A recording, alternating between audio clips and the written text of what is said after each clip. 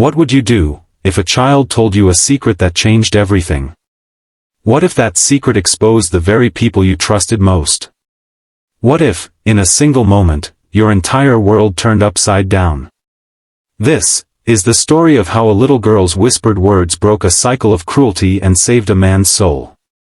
The beginning. Richard Lawson was a man of principle. At least, that's what he told himself every morning as he stood in the mirror fixing his tie. He was the CEO of one of the most prestigious marketing firms in the city, Lawson and Bright. The name shined in tall silver letters outside a skyscraper downtown. Inside, though, it was a different story. The office buzzed with tension. Deadlines screamed louder than people did. Every smile was tight-lipped. Every praise came with a warning. Richard built the company from scratch with his best friend, Andrew Bright. But Andrew passed away 5 years ago, and ever since, the warmth left with him. In its place grew ambition, deadlines, and an atmosphere so cold you could see your breath in the boardroom. Richard didn't mean for things to become this way. He worked late nights. He sacrificed holidays. He gave bonuses when he could. But he never truly looked. He didn't see. Until the whisper. The whisper. It was just another Thursday. Rain pelted the city. People hurried inside with coffee cups and soaked jackets. Richard walked through the main doors, briefcase in hand, nodding politely at the receptionist. He was halfway to his office when he saw her. A little girl. Barefoot. Soaking wet. She stood near the break room, holding a teddy bear. No one else seemed to notice her. Confused, Richard walked over. "Sweetheart, are you lost?" he asked gently. She looked up at him with big brown eyes. "Are you Mr. Lawson?" she whispered. "Yes, and who are you?" She took a step closer, her voice barely audible. "There's a camera in your office," she said. "And they're laughing at you." Then she turned, and ran. Security searched the building. No child was found. No one had seen her enter. Richard reviewed the camera footage, nothing. No trace. Almost like she wasn't real. But he couldn't shake it. Her words. "They're laughing at you."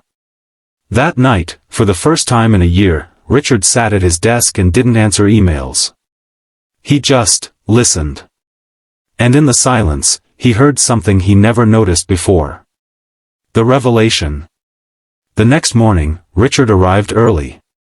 He unlocked his office slowly, scanning every inch. Everything looked normal. Desk, laptop, papers. But something tugged at his instincts.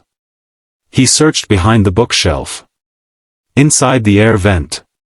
Even under his desk. And there, wedged in the corner of a floor lamp, was a tiny black camera.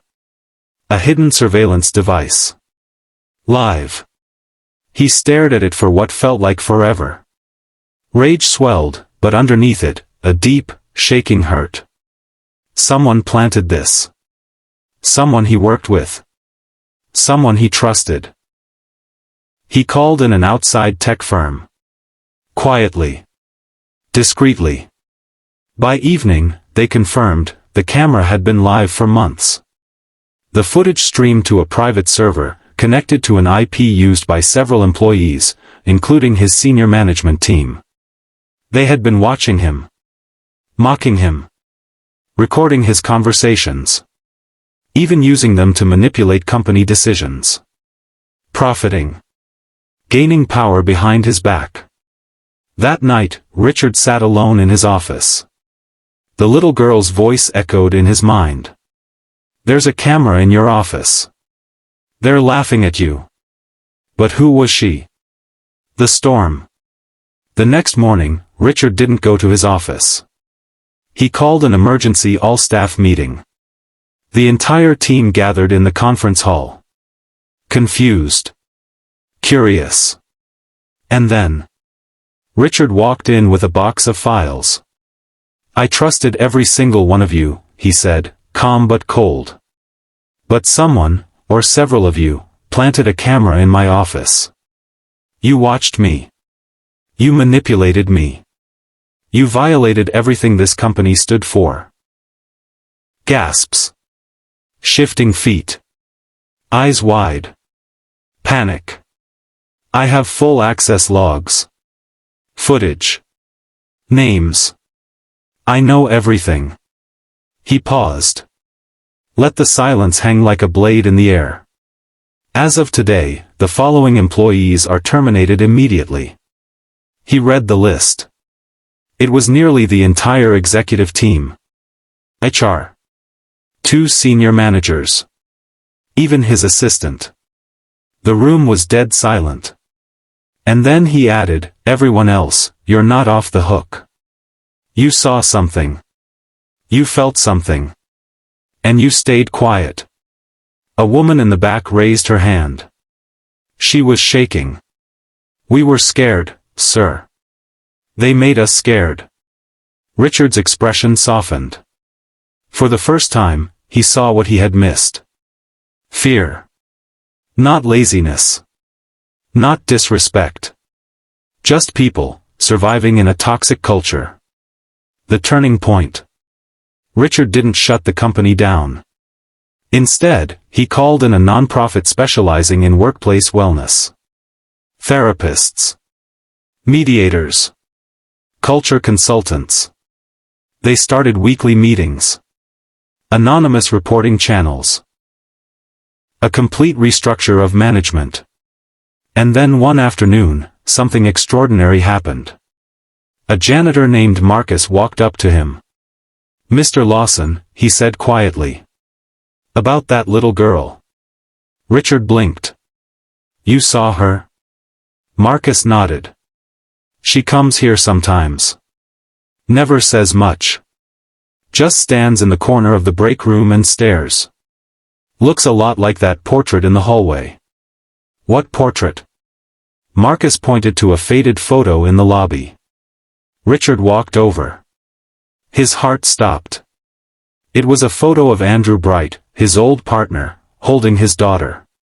The girl's name was Lily. She had passed away in a car crash. Years ago. Richard stared at the image. Same big brown eyes. Same teddy bear. It made no sense. But somehow, deep down, it made all the sense in the world. The message. The company slowly healed. People began smiling for real. New hires brought fresh energy. Old employees returned with hope in their eyes. Richard changed, too. He stopped working past midnight.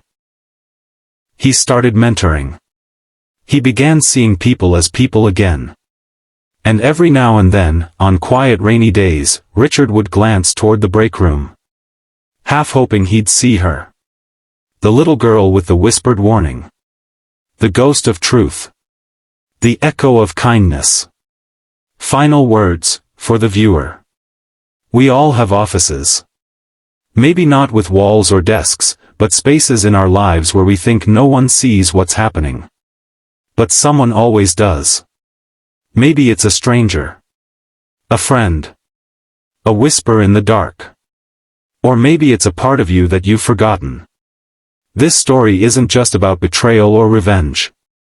It's about listening. Really listening. To the silence. To the fear. To the voice you've been ignoring.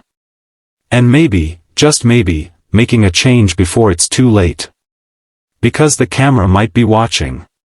But so is your conscience. The end.